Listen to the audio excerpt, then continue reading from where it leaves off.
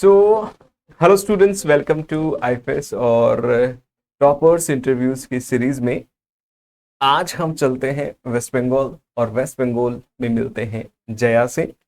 जया का CSR net इस बार rank रहा 35 और इस सेशन में हम जानेंगे उनसे कि इस एग्जाम को लेकर हमें क्या प्रिपरेशन रखना चाहिए, क्या हमारे पॉजिटिविटी रखना चाहिए, क्या नेगेटिव थिंग्स इसके साथ एसोसिएट हो सकती है।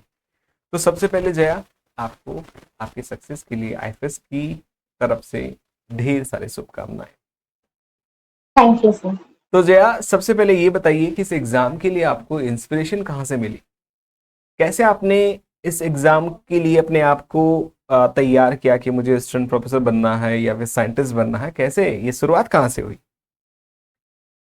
सर एक्चुअली जब मैं मास्टर्स में थी मुझे तब से ही मन था कि मुझे असिस्टेंट प्रोफेसर बनना है। बनना मुझे है। एक्चुअली सिर्फ पीएचडी करना है, तो जेआरएफ तो इस बार नहीं हुआ खैर, अच्छा अच्छा। बट एलएस हुआ है। एंड मुझे सिर्फ तब से ही मन था कि मुझे पीएचडी करना है, रिसर्च में जाना है। अच्छा अच्छा तो अच्छा। तो तब मास्टर्स स्टार्टिंग में। मास्टर्स के साथ ये सपना जुड़ गया। तो फिर आपने यस। इसकी शुरुआत कैसे करी? सर पहले मैंने सेल्फ स्टडी से शुरुआत की थी। अच्छा अच्छा। मैंने स्टार्टिंग के 2-3 इयर्स सेल्फ हम्म। स्टडी किया। सेल्फ स्टडी करके मैंने 2 अटेम्प्ट लिया था, तो अच्छा अच्छा। That was unsuccessful. Hmm. And then I switch to IFS coaching. I hmm. Took online coaching of 6 months, okay. and throughout that course it helped me a lot, like exam oriented preparation लेने में बहुत help मिली इससे मुझे। बहुत अच्छे। And this was my fourth attempt fort. And I अच्छा। Qualified for LS. Perfect perfect. तो पहले आप सेल्फ प्रिपरेशन कर रहे थे, तो आपने प्रिपरेशन कैसे करते थे? आई मीन, क्या क्या आपके पास सोर्स थे? Sir, I had books like Simmons for genetics and Cooper and Clark for cell biology चल and other standard books for different topics.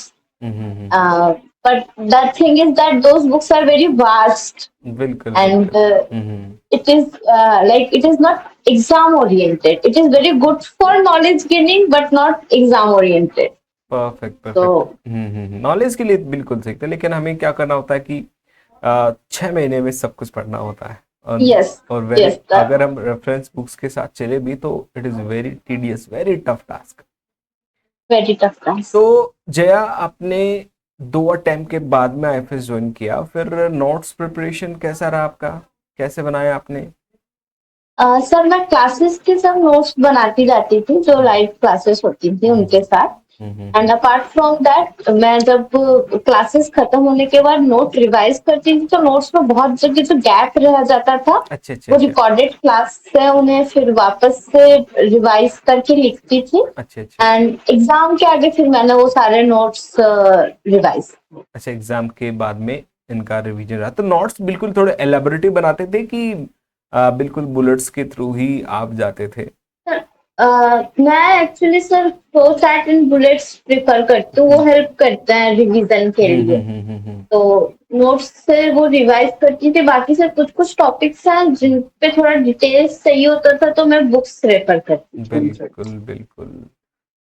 तो जया, हमें अब बताइए कि जब आप जैसे आप कह रहे हैं कि एप के साथ आप एसोसिएट थे, रिकॉर्डेड बेच या लाइव बेच के साथ एसोसिएट थे, तो आपका हर दिन का शेड्यूल कैसे आप कहते थे?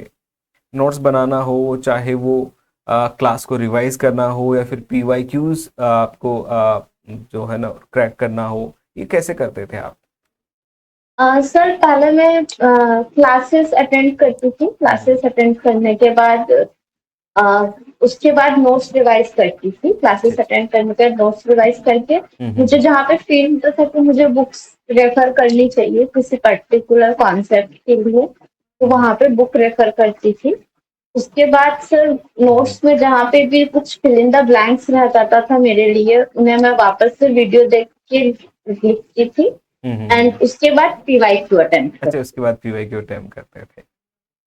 और PYQs आप सेम डे पर उनको आप सॉल्व कर लेते थे, नहीं नहीं ऐसा हाँ कुछ? सर, मैं कोशिश करती थी कि सेम डे पर हो जाए, बट हम्म। कई बार होता है कि मतलब हो नहीं पाता है, तो मैं फिर वो संडे रखती थी अपना, कि मैं संडे को एटलीस्ट जिस टॉपिक के पीवाई को मैं नहीं अटेंड कर पा रही हूँ, हम्म। उन्हें संडे को अटेंड करती हूँ। अच्छा, वो संडे को आप पूरा कर लेते थे। हाँ अच्छा, जया बताएंगे आपकी जो हमारे 3 सेक्शन एग्जाम के, पार्ट ए, पार्ट बी और पार्ट सी, तो आप जब एग्जाम में एग्जाम देने गए थे तो आपने सबसे पहले कौन से पार्ट को अटेम्प्ट किया सर, पार्ट सी।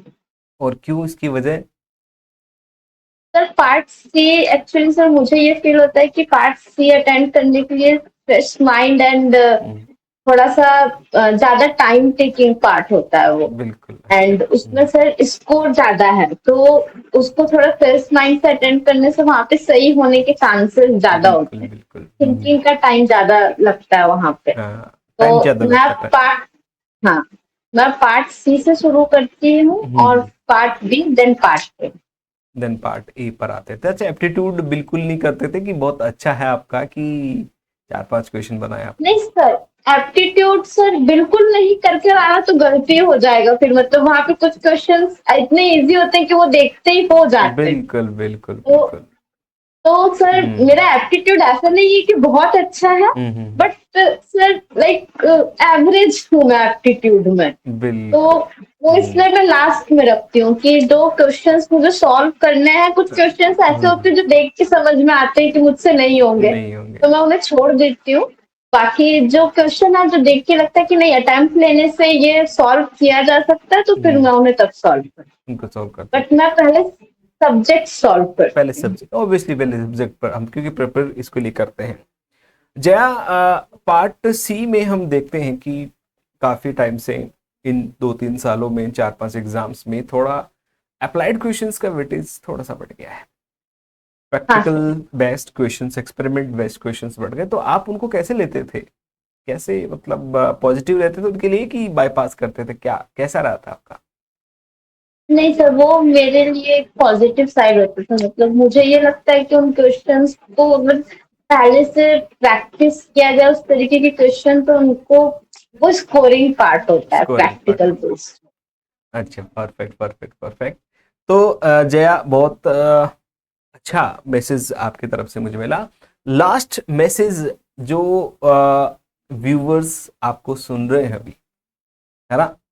लाइट चलेगी लेकिन कोई बात नहीं, हम आपसे जरूर सुनेंगे कि जो नए एस्पिरेंट हैं उनको आप क्या मैसेज देना चाहेंगे कि इस एग्जाम को लेकर कैसे प्रिपेयर करें?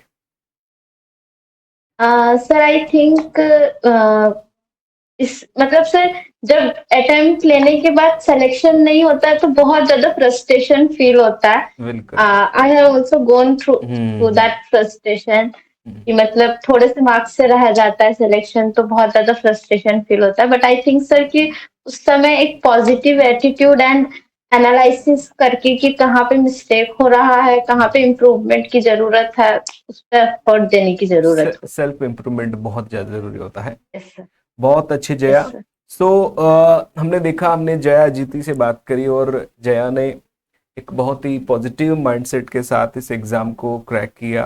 पहले थोड़ा स्ट्रगल करे लेकिन जैसे ही ये एसोसिएट हुए आईएफएस प्रोग्राम के साथ, बहुत ही पॉजिटिव माइंडसेट के साथ, हार्डवर्क के साथ उन्होंने इस एग्जाम को क्लियर किया। तो वंस अगेन जया, आपकी आपकी फैमिली को हमारे तरफ से बहुत सारी शुभकामनाएं and congratulation. Thank you sir.